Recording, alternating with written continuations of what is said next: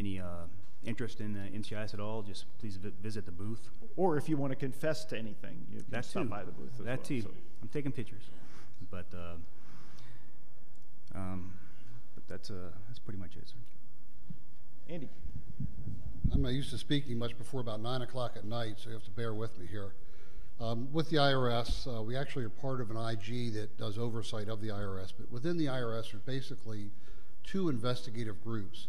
The ones that most of you know are called the Criminal Investigation Division. They're actually part of the IRS, and that's the group that does the tax fraud investigations. Then the oversight group, which I'm part of, TIGDA, is the one that does basically the internal affairs, and we also do the computer security. My group is very fortunate to work with another group within the IRS called the Computer Security Incident Response Center. Some of those representatives are hiding in the back there. But together what we do is we work on the overall integrity of the IRS networks, the IRS data, and any allegations of any problems where people are impersonating the IRS. Since November 21st, my bread and butter case has been phishing sites.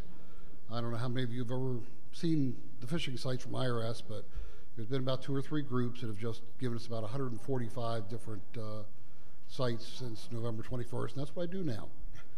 Before that, most of what we do is we do active penetration tests. We do a lot of network security testing. We do a lot of analysis of access logs, just basically looking for unauthorized access. If anybody has a really good question, I think I might have had one discount for next year's taxes. I have to see if I brought that in the room, but we'll see if we can get somebody a good 10% discount for next year. Thanks, Andy. Hop, you're up. We're probably the only lettered agency sitting here that nobody's ever heard of, and it's not because we're a covert agency. How many of you ever heard of NW3C? Like, you're my heroes. We're the National White Collar Crime Center. We're a non-profit corporation funded by don't DOJ. have letters on it. It's just a blank card. That's an inside joke. And our mission is to provide free, that's in capital letters, at no cost to state and local law enforcement training. And my focus for my group is training in computer forensics from first responder level to advanced level law enforcement computer forensics and cybercrime investigations. We teach all over the United States and are reaching out now to NW4C Canada. Anybody from Canada in the room? They thought we had a good model and replicated our training model up in Canada.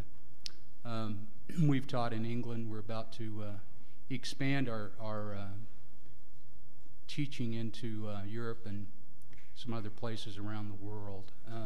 We're basically the guys that are teaching the people that are normally the first responder for PC level crimes.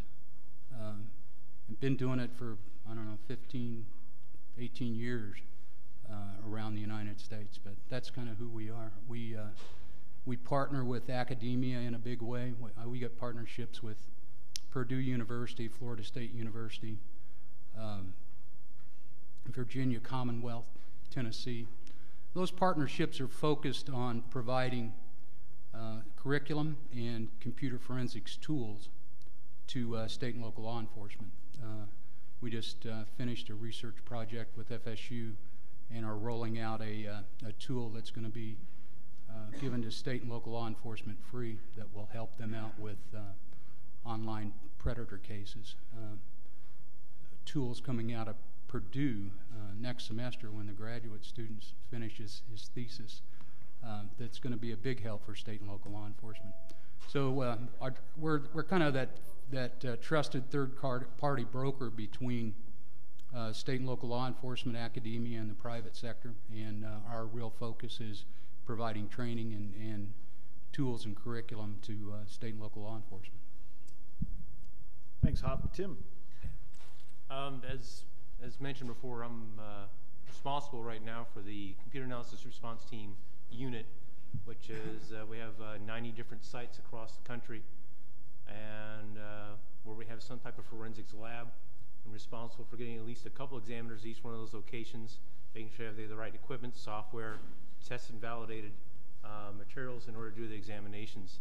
I've had the opportunity to work with just about everybody here, and I do know about NW3C. We've adopted some of their classes, their basic and advanced data recovery analysis classes, as part of our initial curriculum to train and certify our examiners. Where we are in this loop here, pretty much we extract anything on digital media, so the case agents and the analysts have a chance to observe and orient themselves to where they want to go with their investigation. Most of our examiners don't really get into much of the weeds as far as doing anything with the investigative aspect, because they're not supposed to. They're supposed to be an unbiased party, get in there, look at the material, extract everything that's possible to extract, and give it to those doing the investigation, so they can move on and they can go do their cases they wish. Am I making that noise? It was my stomach. Okay. You're No breakfast. Sorry. Thanks, Tim. Mike. Sorry. Go ahead. Okay. NSA's missions, I think, are pretty well known. From the defensive side, they have been responsible for the past 50-plus years for the production of keys and codes that secure the United States communication systems and their information management systems today. And from the standpoint of how things have evolved, that mission has become much more difficult in recent years than it was in the past. When you think in terms of the OODA loop was created by Colonel Boyd from a tactical perspective, and there are certainly analogs to the OODA loop activity at the tactical level within the network topology. But here we're operating at the speed of light, not the speed of sound. And one of the things that we might think about in terms of the OODA loop is to how do we put our perimeter further out to create the opportunity to have a more effective response, even though no matter how far out you put it, you're still dealing with the speed of light. Right now, it's somewhat chaotic. And there is something of an analog you might want to think about in terms of how the United States defended itself in the nuclear age. It created a dew line, a perimeter that sensed what the enemy was doing or what the enemy might be doing, and gave us some time to respond, the second response capability. As part of the solution here is not merely to defend. We also need to think in terms of how we go on the offense to deny, disrupt, or destroy those who would attempt to achieve a strategic gain through cyber. Thanks, Mike. Bob, you're up. Thanks. I think the analogy of the aircraft is pretty appropriate, because within DoD right now, we are probably building the most sophisticated platform in the world, and that is the information assurance platform for the global information grid that we in the Department of Defense relies upon every single day to conduct operations around the world. And as this network becomes even more sophisticated, all the different weapons platforms completely dependent upon it, our requirement in building this weapons platform becomes even much, much more daunting.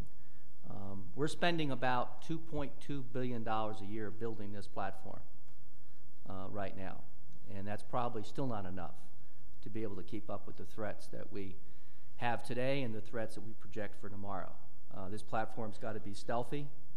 This platform's got to be very agile. We've got to be able to, as indicated by the OODA loop analogy, we've got to be able to understand our adversary, to anticipate our adversary, to have an advanced attack warning and response capability as far out as we can get, well ahead of the cycle time that's going to be affecting our network.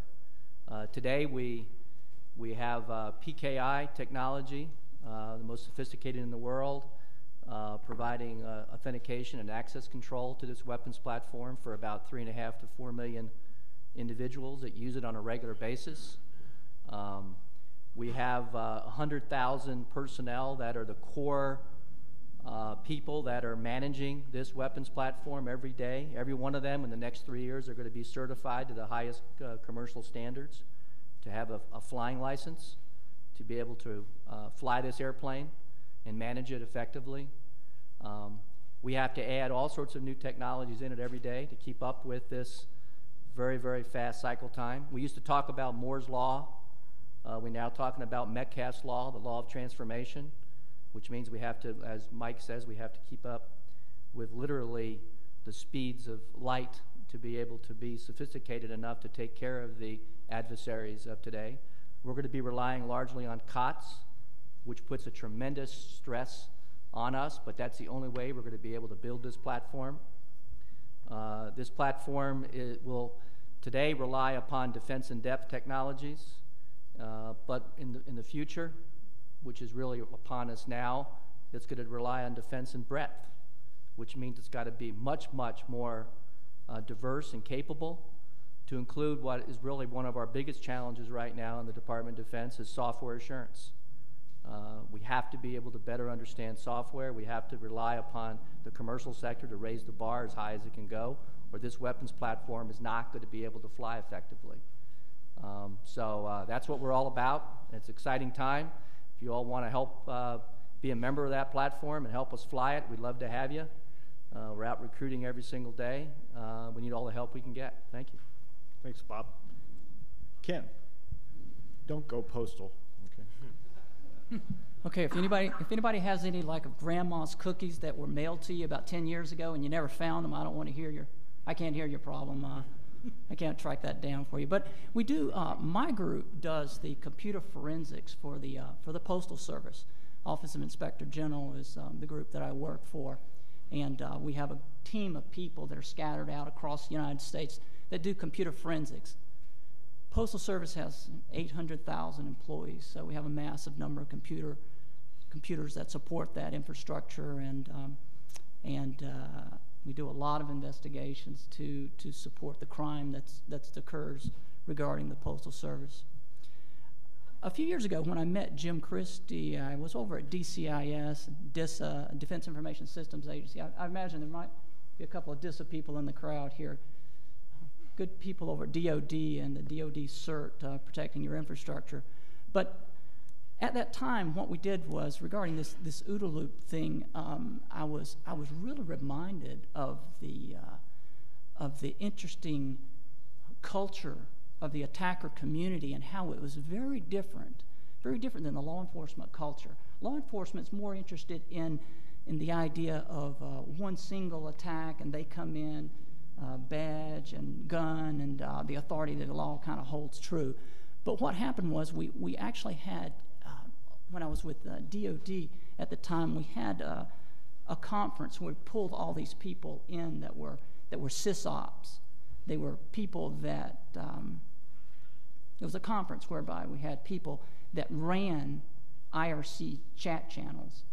And it was an interesting crowd of people, and it really highlighted the whole concept of attack, counterattack, attack, counterattack, a whole circular, continuous process, as opposed to one or two confrontations with an enemy or with a criminal. And it really made me see the massive difference between the law enforcement model of protecting themselves and going after cybercrime, and how we need to change our culture in law enforcement to move over closer to that more of an IRC-looking culture that can respond quickly. And as people have mentioned here, in the very small time frame, the idea of attack, counterattack, attack, counterattack, and the model of a circular process as opposed to